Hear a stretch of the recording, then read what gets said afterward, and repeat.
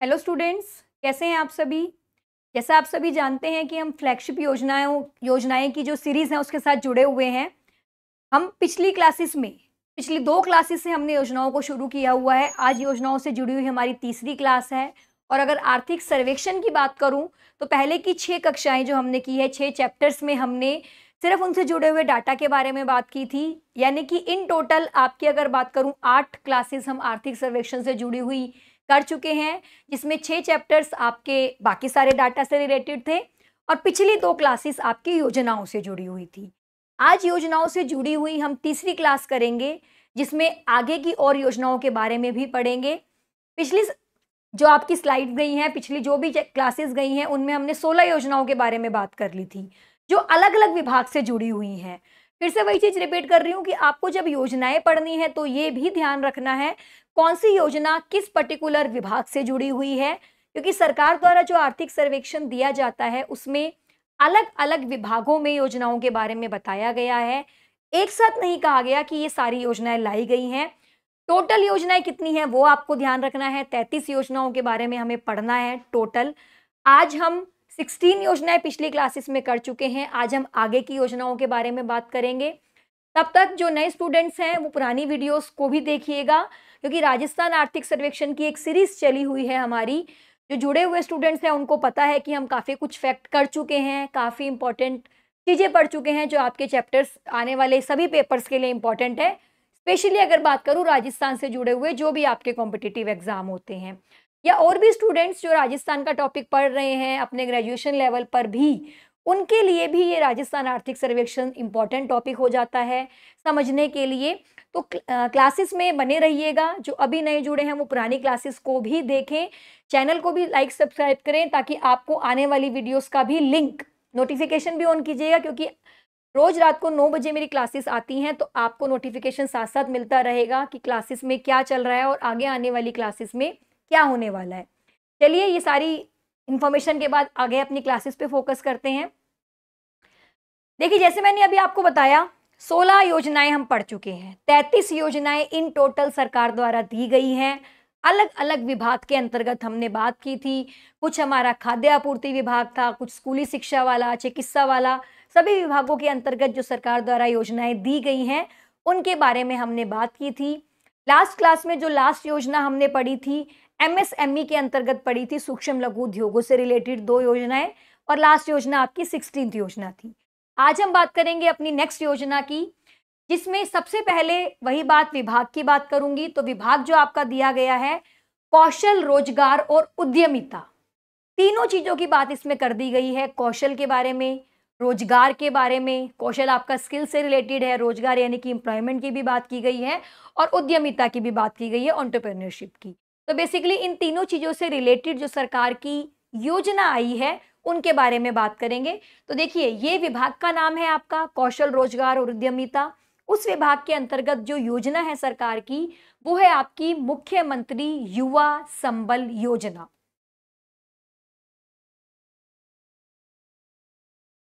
मुख्यमंत्री युवा संबल योजना, कब इसका प्रारंभ किया गया, कब इस योजना को लाया गया था, वो डेट आपको ध्यान रखनी है। 1 फरवरी 2019, 1 फरवरी 2019 को ये योजना शुरू की गई थी, युवा संबल योजना। क्या है बेसिकली इसमें, जो बेरोजगार युवा होते हैं उनके लिए बेरोजगारी भत्ता देने की बात की गई है सरकार द्वारा। अब देखिए, ये भी, इसकी भी अलग अलग कैटेगरी बनाई गई है। जो बेरोजगारी भत्ता पुरुषों के लिए सरकार द्वारा रखा गया है वो 4,000 रुपए है प्रति माह। ये प्रति माह की बात हो रही है, प्रति माह। जो 4,000 रुपए की बात की गई है पुरुषों के लिए, वो 4,000 रुपए प्रति माह। महिलाएं, ट्रांसजेंडर या फिर विशेष रूप से जो विकलांग व्यक्ति होते हैं उनके लिए जो ये बेरोजगारी भत्ता है उसका अमाउंट है 4,500। दोनों अमाउंट ध्यान रखने हैं। 4,000 रुपए पुरुषों के लिए प्रति माह की बात, हर महीने उनको ये बेरोजगारी भत्ता दिया जाता है। महिलाएं, ट्रांसजेंडर और विशेष रूप से जो विकलांग व्यक्ति होते हैं उनके लिए ये अमाउंट है 4,500, 4,500 रुपए। आगे बात करते हैं, आवेदकों को बेरोजगारी भत्ता के लिए क्या करना पड़ता है। अनिवार्य रूप से सरकार के जो विभिन्न विभाग होते हैं, देखिए ये चीज सरकार ने कंपलसरी की थी, क्योंकि हो क्या रहा था, आपको जस्ट एक जगह पर अपने आप को रजिस्टर करवाना है एक पोर्टल पे। आप क्योंकि आप अनएम्प्लॉयड पर्सन हो तो आप उस पोर्टल पे रजिस्टर करा सकते हो अपने आप को, और उसके बाद आपको बेरोजगारी भत्ता मिलना शुरू हो जाता है। बट ऐसी जगह पर जब सिर्फ एक ऑनलाइन रजिस्ट्रेशन से भत्ता दिया जा रहा है तो ये पाया गया कि बहुत ज़्यादा करप्शन और बहुत सारी चीज़ें, जो लोग ऑलरेडी कहीं पे काम कर रहे हैं वो भी रजिस्टर करवा रहे थे। अब सरकार ने क्या किया इसमें कि कम से कम आपको 3 महीने के लिए पहले तो कौशल प्रशिक्षण लेना है। जो भी आपकी स्किल, चाहे आप बेरोजगार हो लेकिन आप स्किल तो एटलीस्ट उसकी ट्रेनिंग तो ले सकते हो ना, तो स्किल ट्रेनिंग के लिए कम से कम 3 महीने का टाइम ड्यूरेशन, और उसके बाद भी प्रतिदिन 4 घंटे की इंटर्नशिप करनी होगी। इंटर्नशिप देखिए क्या बताया गया है, पहले हमें काम सिखाया जाता है, उसके बाद एक इंटर्नशिप प्रोग्राम के अंतर्गत आपको क्या काम में आया उसके बारे में देखा जाता है। तो सरकार ने ये एक बाउंडेशन कह दीजिए कर दी थी कि आपको ऐसे ही भत्ता नहीं दिया जाएगा। अगर आप बेरोजगार भी हो, पहले सरकार आपको काम सिखा रही है कौशल प्रशिक्षण के अंतर्गत 3 महीने, जो कम से कम है। ज़्यादा टाइम जिन जगह लगता है, जिन स्किल में लगता है, उनमें उसी के अकॉर्डिंग टाइम है। 3 महीने बाद भी आपको रोज की, हमें पता है हमारे वर्किंग आवर्स 8 आवर्स माने जाते हैं, लेकिन यहाँ पे क्योंकि आपको इंटर्नशिप दी जा रही है, काम शुरुआत की जा रही है, तो सरकार ने उस टाइम पीरियड को रखा हुआ है प्रतिदिन 4 घंटे। तो ये बात ध्यान रखिएगा, कितने टाइम की इंटर्नशिप है, प्रतिदिन 4 घंटे की आपकी इंटर्नशिप होगी। अब देखिए सरकार ने जो हमारे पिछले वर्ष का डाटा हमें दिया है कि 2022 के दौरान, यानी कि दिसंबर 2022 तक 1,66,565 जो आपके उम्मीदवार हैं उनको इंटर्नशिप प्रदान की गई है, और 25,368 उम्मीदवारों को कौशल प्रशिक्षण के लिए भेजा गया है। देखिए ये है इंटर्नशिप। दो अलग अलग अमाउंट दिए गए हैं क्योंकि ऊपर भी दो बातें की गई थी। एक तो कौशल प्रशिक्षण की बात की गई थी कि कितने लोगों को सिखाया जाएगा कम से कम 3 महीने, और सीखने के बाद कितने लोग इंटर्नशिप के लिए आते हैं, क्योंकि ऐसा जरूरी नहीं होता कि हर बार पर्सन 4 घंटे की इंटर्नशिप पर जाए। तो दो अलग अलग फिगर है। जितने लोगों को इंटर्नशिप दी गई है वो आपका है फिगर 1,66,565, इतनों को इंटर्नशिप प्रदान की गई है। और कितने उम्मीदवारों को कौशल प्रशिक्षण यानी कि स्किल ट्रेनिंग के लिए भेजा गया है वो आपकी फिगर है 25,368। ये दो चीजें ध्यान रखनी है। क्या क्या ध्यान रखना है इस युवा संबल योजना के अंतर्गत? सबसे पहली बात, 1 फरवरी 2019 से इसको लागू किया गया था, जिसमें क्या कहा गया था कि जो भी हमारे अनएम्प्लॉयड पर्सन होते हैं उसमें पुरुषों के लिए 4,000 रुपये प्रति माह भत्ता रखा गया है, महिलाएं, ट्रांसजेंडर और जो आपकी विकलांग कैटेगरी के पर्सन होते हैं उनके लिए 4,500 प्रति माह का बेरोजगारी भत्ता रखा गया है। इसमें सरकार रिक्वायरमेंट क्या होती है, मतलब कब आपको ये मिलेगा, अगर मैं कहूँ तो कम से कम 3 महीने का पहले कौशल प्रशिक्षण है, उसके बाद प्रतिदिन 4 घंटे की इंटर्नशिप करनी है, उस इंटर्नशिप के बाद ही आपको वो बेरोजगारी भत्ता दिया जाएगा। तो ये कुछ सूचना इस मुख्यमंत्री युवा संबल योजना से रिलेटेड जो आपको ध्यान रखनी है। आगे बढ़ते हैं। अगला आपका विभाग है आयोजना। ये विभाग का नाम है, ठीक है, आयोजना, जो आप ध्यान रखिएगा, आयोजना विभाग का नाम है, जिसके अंदर योजना कौन सी है? राजस्थान जन आधार योजना। इंपॉर्टेंट योजना है जन आधार। मुझे नहीं लगता आज के टाइम में आप सब जुड़े हुए हैं इससे, सबको पता होगा जन आधार योजना क्या है। आधार योजना चाहे ना पता हो, जन आधार क्या है एटलीस्ट वो जरूर पता होगा। योजना के बारे में तो हम अब बात करेंगे। तो देखिए प्रारंभ कब से किया गया? 18 दिसंबर 2019। मैं वही बार बार चीजें बोल रही हूँ कि सरकार के जब 1 साल कार्यकाल पूरा हुआ था, सरकार बहुत सारी योजनाएं लेकर आई थी, उन्हीं में से एक है जन आधार योजना। प्रारंभ 18 दिसंबर 2019 को। कौन से मिशन के साथ, क्या उद्देश्य सरकार लेकर आई थी इस योजना को लाने के पीछे? एक कार्ड, एक नंबर और एक पहचान। देखिए ये इसकी आप कह सकते हैं टैगलाइन या एक उद्देश्य के साथ जो सरकार आई थी आपकी जन आधार योजना। जो लोग पहले सरकार की योजनाओं को पढ़ते हैं उन्हें पता होगा, पहले इसके स्थान पर हमारे यहाँ पर भामाशाह कार्ड चलते थे। अब क्योंकि सरकार बदली तो सेम चीज देखो इम्प्लाई नहीं कर सकते, सेम चीज को इम्प्लीमेंट नहीं किया जा सकता, तो सरकार बेसिकली उसी उद्देश्य के साथ एक दूसरा कार्ड लेकर आई, जन आधार कार्ड जिसे कहा जाता है। उसी योजना का जो उद्देश्य सरकार ने रखा है, एक कार्ड, एक नंबर और एक ही पहचान। एक कार्ड पूरी फैमिली का होगा, जन आधार में पूरी फैमिली का एक जन आधार कार्ड बनता है, जिसमें सभी मेंबर्स के बारे में बताया जाता है और उससे ही आपकी पहचान मानी जाएगी। अब देखिए इसमें क्या बताया गया है और क्या डाटा आपके सर्वेक्षण में दिया गया है। 31 दिसंबर 2022 तक नामांकित परिवारों की जो संख्या दी गई है 1.94 करोड़, ये वो परिवार हैं जो नामांकित हुए हैं इस जन आधार योजना के अंतर्गत। प्रत्यक्ष लाभ हस्तांतरण द्वारा कुल नगद लाभ हस्तांतरण जो किया गया है, देखिए क्या वर्ड है जो बोले गए हैं, प्रत्यक्ष लाभ हस्तांतरण, डायरेक्ट बेनिफिट होता है, देखिए डायरेक्ट बेनिफिट बोलते हैं इसको, डायरेक्ट बेनिफिट ट्रांसफर, डीबीटी। जो प्रत्यक्ष लाभ हस्तांतरण है आपका डायरेक्ट बेनिफिट ट्रांसफर, यानी कि डायरेक्टली उस पर्सन के अकाउंट में ही पैसे जाते हैं, बीच में किसी पर्सन को इन्वॉल्व नहीं किया जाता। तो आजकल आपको पता है बहुत सारी स्कीम्स जो सरकार की आ रही है, सब में डीबीटी को ही फॉलो किया जाता है, डायरेक्ट बेनिफिट ट्रांसफर। उसी पर्सन का अकाउंट नंबर होगा, उसी का आधार कार्ड होगा और उसी के ही अकाउंट में पैसे डाले जाएंगे और कोई पर्सन बीच में इन्वॉल्व नहीं होता है। इसी स्कीम के साथ सेंटर भी आगे बढ़ रही है और हमारी जो राजस्थान गवर्नमेंट ने उसने भी इसी चीज को लिया है कि डायरेक्ट बेनिफिट ट्रांसफर द्वारा जो नगद लाभ का हस्तांतरण किया गया है, नगद लाभ जो दिया गया है वो कितना दिया गया है, 52,445 करोड़। ये आपके सामने अमाउंट है जो ध्यान रखिएगा आप।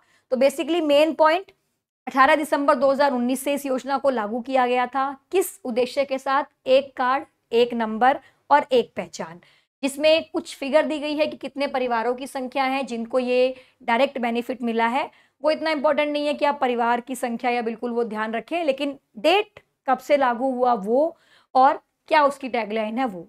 कई बार हो सकता है ऑप्शंस में कुछ ना कुछ आगे पीछे करके आपको ये टैगलाइन ही पूछ ली जाए, तो ये एग्जैक्ट आपको ध्यान रखनी है क्या सरकार द्वारा दिया गया है। तो ये आपकी योजना थी आयोजना विभाग के अंतर्गत। अगली देखिए बात करेंगे 19th योजना है आपकी, 18 योजनाएं पढ़ चुके हैं और इस जो योजना का विभाग है आपका वो है सूचना प्रौद्योगिकी एवं संचार, इंफॉर्मेशन टेक्नोलॉजी की अगर बात करें या कम्युनिकेशन की बात करें तो ये आपका विभाग है। उस विभाग के अंतर्गत सरकार की जो योजना है उसका क्या नाम रखा गया है? जन सूचना पोर्टल।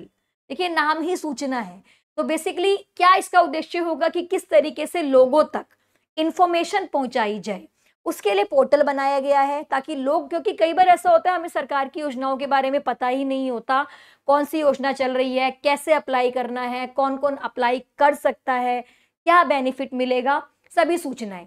तो उस सूचनाओं के अभाव की वजह से सरकार ने एक पोर्टल शुरू किया जिसमें ये रखा गया कि कोई भी पर्सन इजीली किसी भी स्कीम से रिलेटेड सूचना जो है वो इस पोर्टल पे जाके ले सकता है। पढ़ते हैं इसको आगे। 13 सितंबर 2019 को लागू की गई थी ये, डेट ध्यान रखनी है सूचना पोर्टल की। सरकार द्वारा क्रियान्वित सभी योजनाओं की जानकारी एक ही जगह पर, जैसे मैं बता रही थी जो भी सरकार योजनाएं लाती हैं आपको या तो उन सूचनाओं के बारे में सर्च करना पड़ता है क्या है, लेकिन इस पोर्टल में जितनी भी योजनाएं इस टाइम चल रही हैं प्रेजेंट में, देखिए लिखा गया है क्रियान्वित, सरकार द्वारा जितनी भी क्रियान्वित योजनाएं हैं उनके बारे में एक ही जगह पर सुलभ, पारदर्शी और विश्वसनीय तरीके से उपलब्ध करवाने के उद्देश्य से इस पोर्टल को लाया गया था। कई बार होता है आप कुछ लोगों से इंफॉर्मेशन पूछते हैं, सूचना पूछते हैं, तो जितने जने होते हैं वो अपने अपने अकॉर्डिंग इंटरप्रेट करके आपको बताते हैं। यहाँ पर आपको जो एग्जैक्टली योजना में होगा वही बताया जाएगा, ट्रांसपेरेंट तरीके से बताया जाएगा, सही तरीके से बताया जाएगा। पोर्टल पर अब देखिए ये चीज ध्यान रखनी है, जो इसमें डाटा है ये इंपॉर्टेंट है, ये ध्यान रखना, क्योंकि ये तो सिर्फ उद्देश्य था कि क्या करना चाहती है सरकार सूचना पोर्टल के माध्यम से। पोर्टल पर इस वक्त 331 राजकीय योजनाओं के बारे में, 115 विभागों की, ये दो बातें ध्यान रखनी है, कितनी योजनाओं के बारे में 331, और विभाग जो है आपके 115 विभागों की।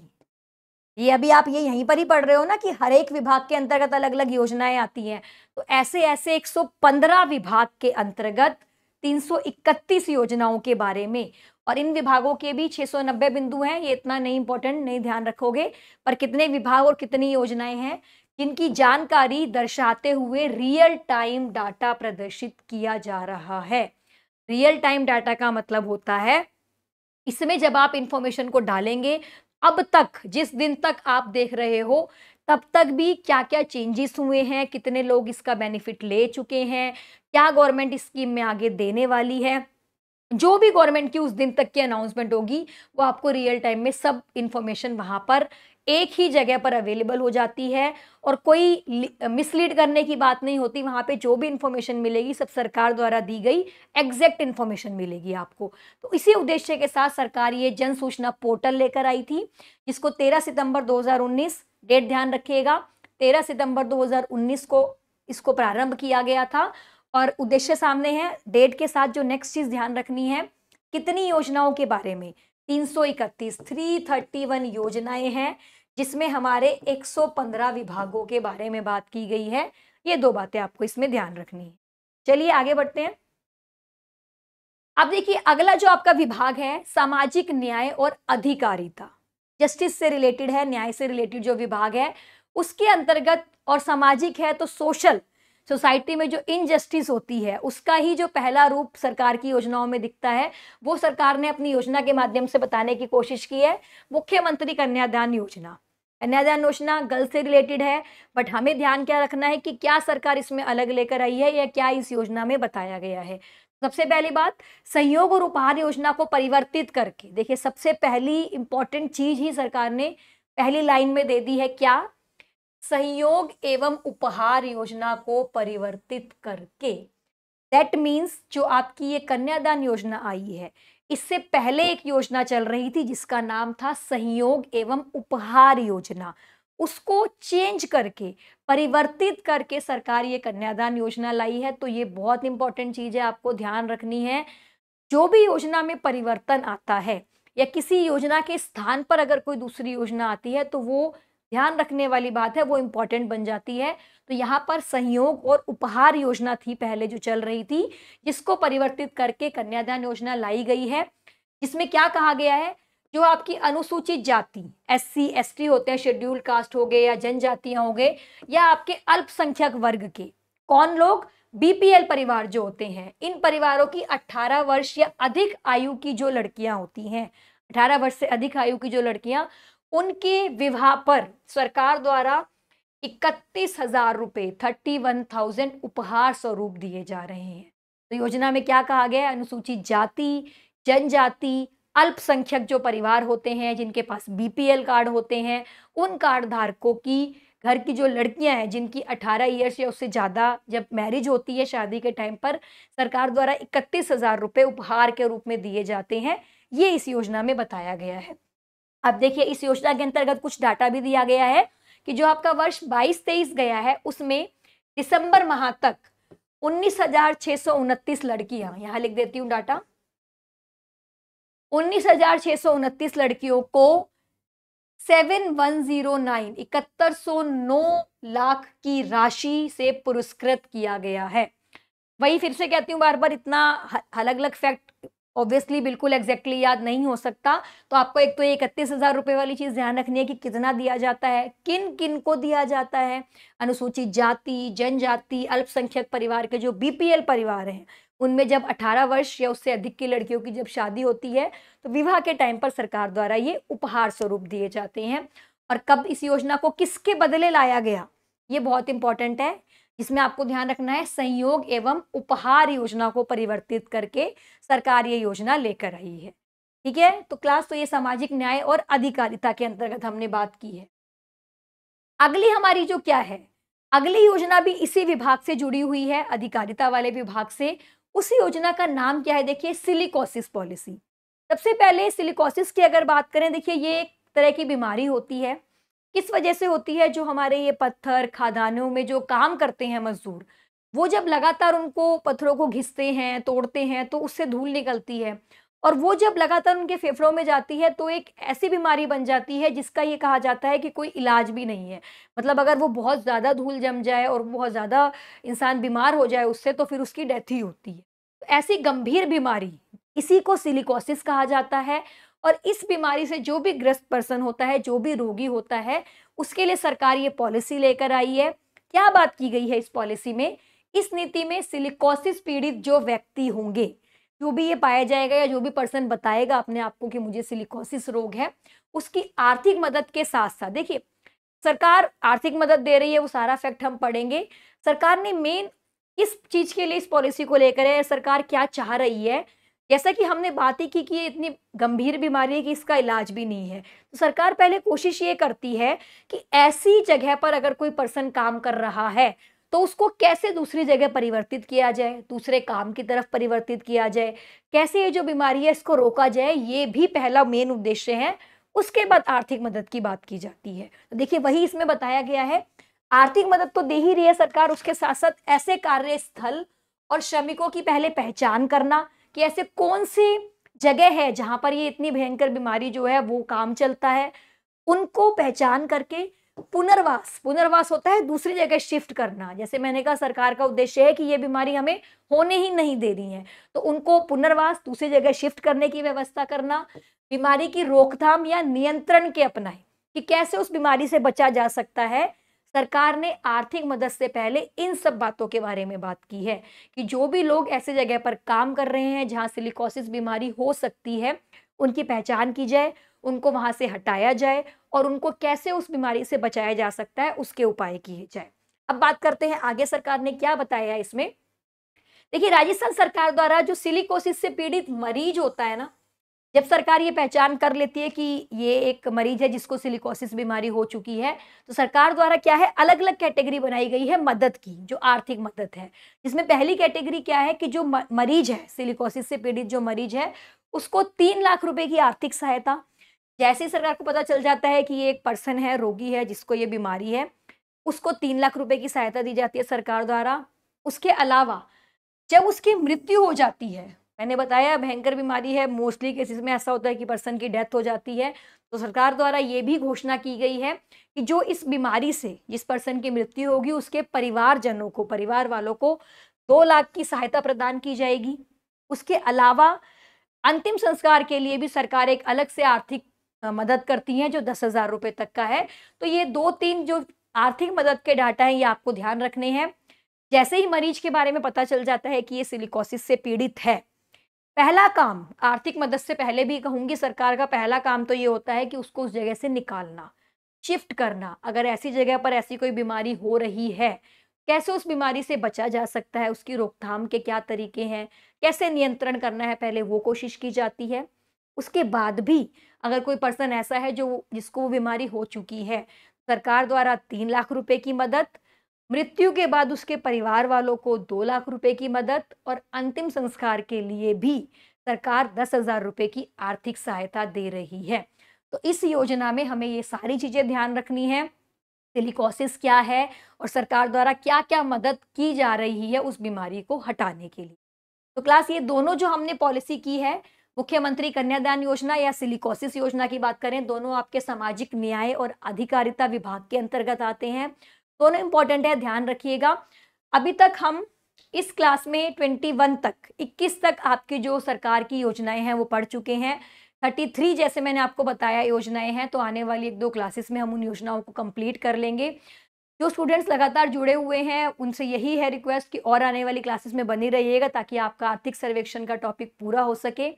जिन्होंने अभी-अभी क्लास को जॉइन किया है, उनके लिए यही सूचना कि पहले आप पुरानी क्लासेस में भी जुड़े रहिएगा, उनको देखिएगा ताकि आप आर्थिक सर्वेक्षण वाला जो आपका टॉपिक है, वो आपका कंप्लीट कर सकें इन्हीं क्लासेस के माध्यम से। मैंने ईज़ी वे में आपके सामने आर्थिक सर्वेक्षण को रखने की पूरी कोशिश की है।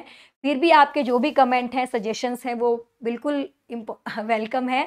तो टाइम टू टाइम देते रहिएगा कि किस तरीके से इसको इम्प्रूव किया जा सकता है या कैसे आप पढ़ने में इंटरेस्टेड हैं, कैसे समझ में आ सकता है। बाकी लाइक, शेयर ज़रूर करते रहिएगा चैनल को भी और वीडियोस को भी। बाकी जो भी आपके फ्रेंड्स हैं उन तक भी शेयर कीजिए ताकि वो भी पढ़ सकें इस क्लासेस को। तो इसी के साथ मिलेंगे नेक्स्ट क्लास में और योजनाओं के साथ। तब तक के लिए पढ़ते रहिए। धन्यवाद।